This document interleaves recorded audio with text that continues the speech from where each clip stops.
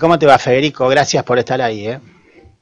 Marcelo, un gusto, gracias por invitarme. Bueno, con mucha expectativa, la gente ha recibido este Procrear 2020 que ya se ha puesto en marcha. Hemos visto que están ya haciendo sorteos y muchos argentinos están encaminándose detrás de este sueño de la casa propia a través de esta herramienta que vuelve a crecer, vuelve a nacer, ¿no es cierto?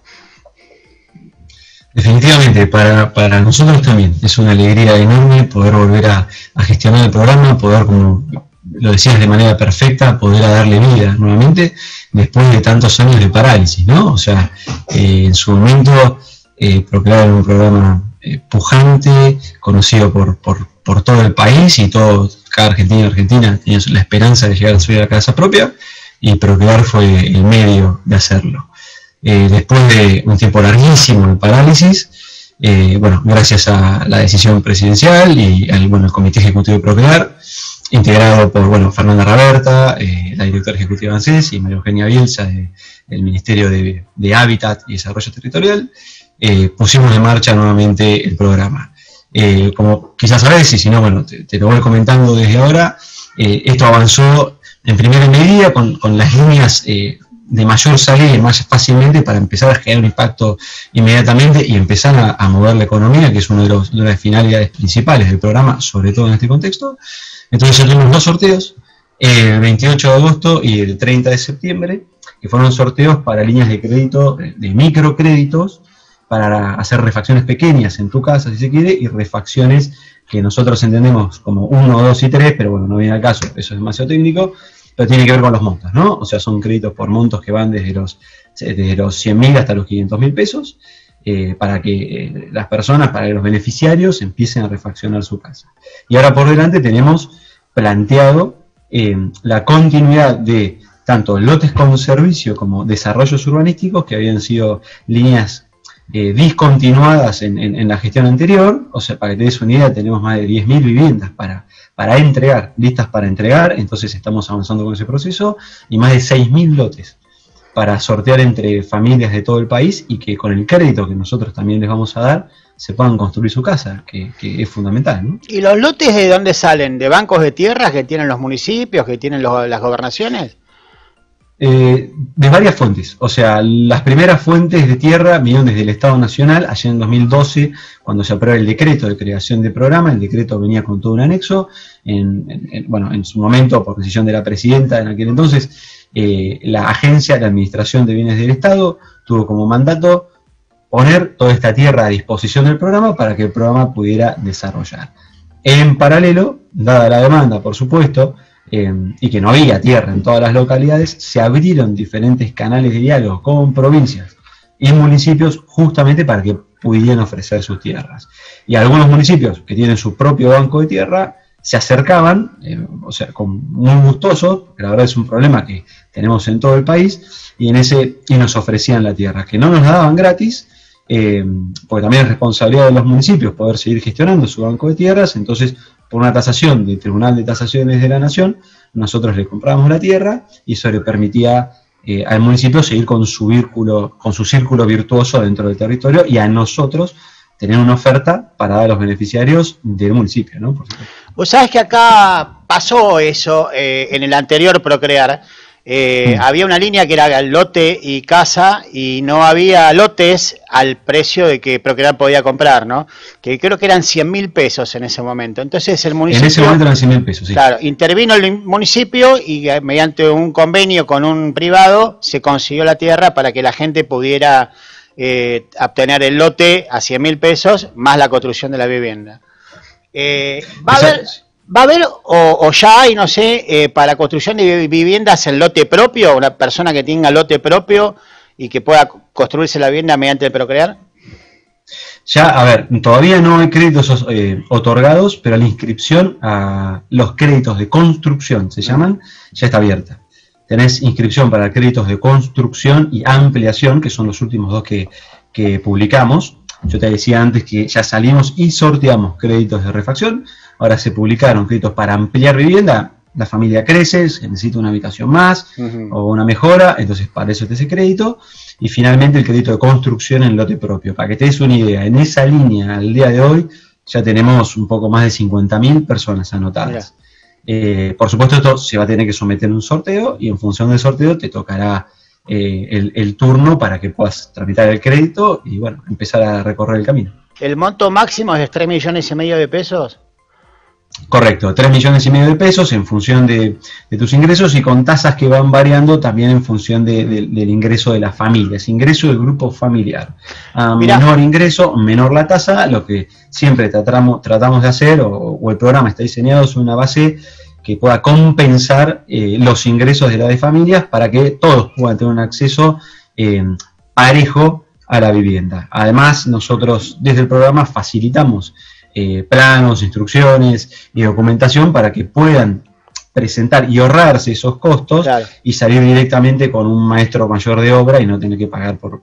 El visado de los planos se paga, por supuesto, pero no la confección en este caso, que son modelos que sean desde Procrear y que se adecuan un poco a las condiciones del programa, ¿no? En cantidad de metros y de costos. Según una investigación que hizo el diario Clarín el mes pasado, con esa plata se puede hacer una casa de 70 metros, que son 2 habitaciones, un baño y un living comedor con cocina.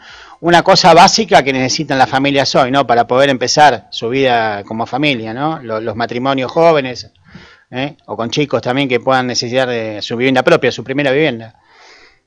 Totalmente. Procrear siempre sirvió para eso, ¿no? Para dar el empujón inicial, para facilitar, para llevarte al piso mínimo que te permitiera a vos y a tu familia poder seguir progresando. Sabemos que el piso para acceder a la vivienda en la Argentina es alto, entonces lo que tenemos que en el marco del mercado, entonces lo que nosotros tenemos que tratar de hacer es facilitar a que las familias lleguen a eso. Entonces con eso lo que estamos haciendo es dar un crédito, que es la función tradicional de Procrear, para que la familia con su propio esfuerzo pueda acceder a la tierra, acceder a la construcción, llevar adelante la construcción de la vivienda que necesita esa familia en particular, porque cada uno tiene sus necesidades, y después tener un plazo adecuado, ¿sí? como debe ser para pagar la vivienda, y como es en todo el mundo, de 10, 15, 20, 30 años, con una cuota aceptable. O sea, una cuota que no te hunda, ni te deje afuera, ni que dejes de poder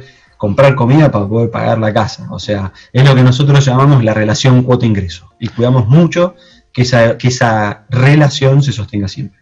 Federico, ¿hay algún tipo de exigencia en el sistema constructivo de la casa? ¿Puede ser una casa de construcción en seco? ¿Puede ser una construcción tradicional? Ninguno.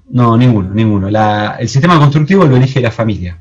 Lo que sí, esto ya es un comentario a modo personal, de alguna manera, la experiencia indica que la realidad es que Argentina tiene muchísima tradición en método tradicional, valga la redundancia, y que los métodos alternativos tienen sus complejidades, en técnicas me refiero, ¿no? Pero fuera de eso, cualquier familia puede elegir la metodología que más le sienta cómodo.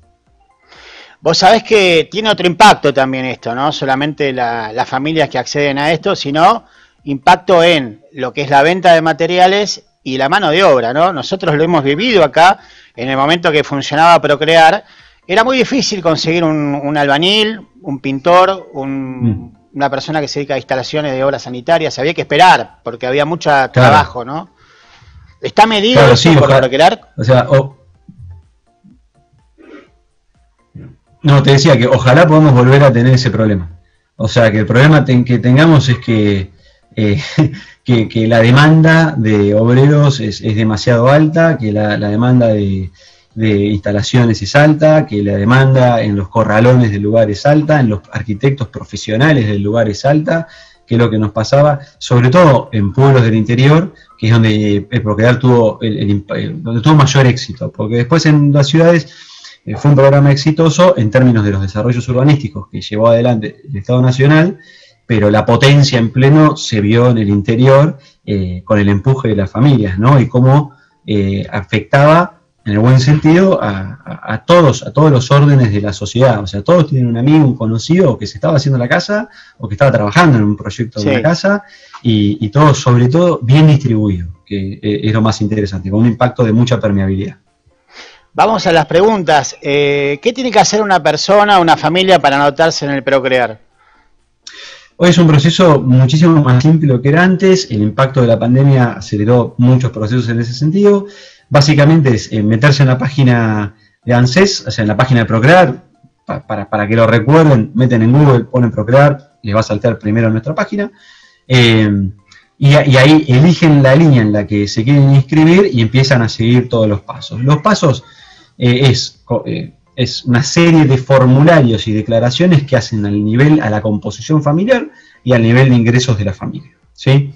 El primer registro, por supuesto, es para un sorteo, ¿sí? ¿Por qué un sorteo? Porque la demanda es más alta de la oferta de créditos que tenemos, claro, para... un poco como te decía antes, solo para construcción ya tenemos 50.000 familias anotadas para el próximo sorteo, que estamos terminando de definir la fecha. Completando eso, una vez que resulten ganadores, les va a llegar un mail a la casilla de correo que declaren en eso, y ahí van a completar con todos eso, con el siguiente paso, todo lo que son los datos necesarios para saber al nivel de crédito que pueden acceder. Hoy en día es todo digital. Antes tenían que ir al banco, presentar papeles, llenar formularios, los planos. Bueno, hoy todo eso se presenta digital y el sistema solo te aprueba el crédito, ¿sí? Te aprueba el crédito y te dice, bueno, qué nivel de crédito puedes tener, porque además tenemos un cruce de bases, entonces está todo hecho para que la familia no se tenga que movilizar. Con el crédito aprobado, se abre una cuenta automáticamente en el banco hipotecario, que es el fiduciario del programa, y ahí mismo se deposita la plata. Y a la semana les está llegando la tarjeta de débito para que la puedan disponer. Es prácticamente eso. Por supuesto que hay algunos bemoles mínimos en el camino, pero a grandes rasgos el proceso es ese. Y después, en el caso, por ejemplo, de la línea de construcción, va a ser algo muy simple, o sea, se les da un desembolso inicial del 40% para que puedan empezar. A medida que avanzan la obra, tienen que ir certificando, entre comillas, para liberar los 2 desembolsos más de 30%. Y antes de terminar la vivienda, tienen que haber presentado, esto por ahí es demasiado técnico, pero el vecino o la vecina que alguna vez hizo una casa o estuvo involucrado lo va a saber, tiene que presentar el plano visado por la municipalidad. Y con eso se cerraría el proceso. Ahora, una pregunta que se empieza el repago. Una pregunta que te quiero hacer. ¿Qué pasa si no salgo sorteado? ¿Tengo que hacer el trámite de vuelta o quedo ahí para el próximo sorteo? Quedás anotado automáticamente para el próximo sorteo. Bien. Es así. Bueno, la verdad que nos pone muy contentos esto. Más que nada porque lo vimos funcionar, ¿no? Lo vimos funcionar en el anterior y vimos lo que significa. Vimos, como vos decís, todos tenemos un amigo, algún conocido que ha estado en el Procrear y sabe lo que es, el impulso que le dio, ¿no? Acá el director, por ejemplo, tiene a su hermana que hizo su casa con el Procrear y gente que por ahí le hubiera costado toda su vida llegar a una casa propia, ¿no? Así que bueno, nos alegramos. Yo te voy a aprovechar, ya que te tengo ahí, porque vos sos asesor del Fondo de Garantía de ANSES, para que me expliques a mí y a la gente qué es el Fondo de Garantía. Pues lo vemos ahí, sé que el otro día hubo una ley para equiparar la deuda de las provincias con el Fondo de Garantía, pero ¿qué es el Fondo de Garantía y cómo funciona?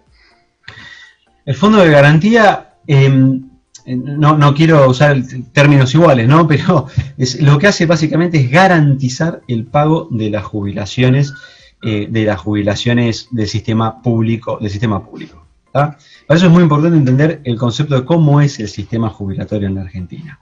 El sistema jubilatorio en la Argentina es un sistema de reparto. ¿Qué significa eso? Cuando estaban en la CFJP, vos hacías una cuenta, ¿sí? En una cuenta de ahorro tuya personal, todos los meses ponías una plata, ¿sí? Esa plata era administrada por un tercero, las AFJP, aseguradoras de fondos de jubilación y pensiones, ese era el término, ¿sí? Y al final de tu vida laboral, si vos habías contribuido durante todos esos años y las AFJP lo hubieran administrado de manera correcta, vos en teoría debieras tener un fondo para vos. ¿Tá? Entonces vos te procurabas tu jubilación en el tiempo. Ahora bien, ¿qué problema tenía eso? Primero que no estaba bien administrado, ¿sí? Y las únicas que estaban ganando con esos fondos eran las mismas AFJP. Con las comisiones. ¿Sí? por las comisiones, porque las AFJP cobraban siempre comisiones, independientemente de lo que sucediera con la administración de tu fondo, porque la plata que vos ponías, ellos a su vez la reinvertían, y esas reinversiones no daban un retorno garantizado como para que vos tuvieras seguridad al final de tu vida laboral de que te ibas a poder jubilar, ¿sí? Entonces, la decisión que se tomó allá por el 2008, si no me falla la memoria, fue dar de baja este sistema y volver a un sistema de reparto. Y esto no es menor. Porque cómo funciona el sistema de reparto es un sistema solidario en el cual los trabajadores de hoy pagamos las jubilaciones de los jubilados de hoy. Entonces, cuando la gente dice, che, que el fondo, la plata, los jubilados, no es así. Los trabajadores de hoy pagan las jubilaciones de los jubilados de hoy con trabajo, con aportes, bueno, aportes patronales se redujeron muchísimo, pero son básicamente aportes patronales e impuestos, en esa proporción, más o menos 50 y 50. ¿Está? Entonces, las jubilaciones se pagan con la actividad económica. Se necesita mucha actividad económica para pagar jubilaciones. ¿Cuándo entra el Fondo de Garantía de Sustentabilidad? Cuando esa actividad económica no es suficiente para pagar las jubilaciones. Entonces, si ANSES todos los meses tiene que pagar 100, y un mes, por caída en la actividad económica, tuviera fondos para pagar 90 o 95, bueno, ahí entra el Fondo de Garantía de Sustentabilidad para aportar la parte que falta, ¿sí? Y poder permitir que se sigan pagando las jubilaciones en tiempo y forma. Ahora bien, la discusión, entre otras, pasa por cómo se usa eso. Porque si vos usaras el fondo de garantía para pagar jubilaciones, ¿sí? en un tiempo determinado se agota. Claro. Entonces vos lo que tenés que hacer, y el criterio que se utiliza es utilizar esos fondos para permitir que la economía siga generando ingresos para poder seguir pagando todos los costos y todas las jubilaciones. Entonces, eso es en términos conceptuales qué es y cómo funciona el Fondo de Garantía de Sustentabilidad. ¿Qué se aprobó la semana pasada? Básicamente, en la gestión del gobierno anterior, con la famosa reparación histórica, lo que hizo fue, en la ley, aprobar que la reparación histórica se pagará con fondos del Fondo de Garantía. ¿Está? Con dos fondos en realidad. Lo generado por el blanqueo, ¿sí? El llamado blanqueo, y una vez agotado ese colchón, con la plata del Fondo de Garantía. Entonces, ¿qué sucedía? Hicieron tan mal los cálculos, pero tan mal los cálculos, que el el colchón del blanqueo ya se acabó, ¿sí? Y ahora le tocaba pagar al Fondo de Garantía. Ahora, insisto, hicieron tan mal los cálculos que si el fondo debiera pagar la reparación histórica, en unos años se liquida el fondo. Entonces se hubiera agotado, o sea, estuvo mal hecho, estuvo mal planteado. ¿Por qué? Porque era para pagar, el Fondo de Garantía es para pagar o para sostener todo el sistema jubilatorio, entre otras cosas, no para pagar una porción a jubilados que hicieron algún reclamo en algún momento del tiempo.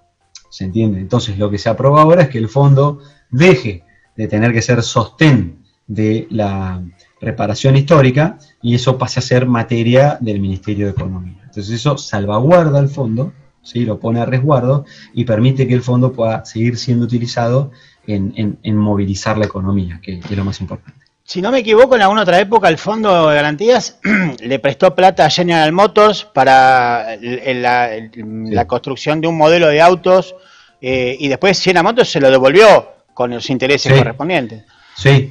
Bueno, ese es el tipo de actividad que se tienen que llevar adelante y que te movilizan la economía. Porque en ese momento el Fondo de Garantía le prestó a General Motors, como vos bien decís, para el desarrollo de un nuevo modelo de autos.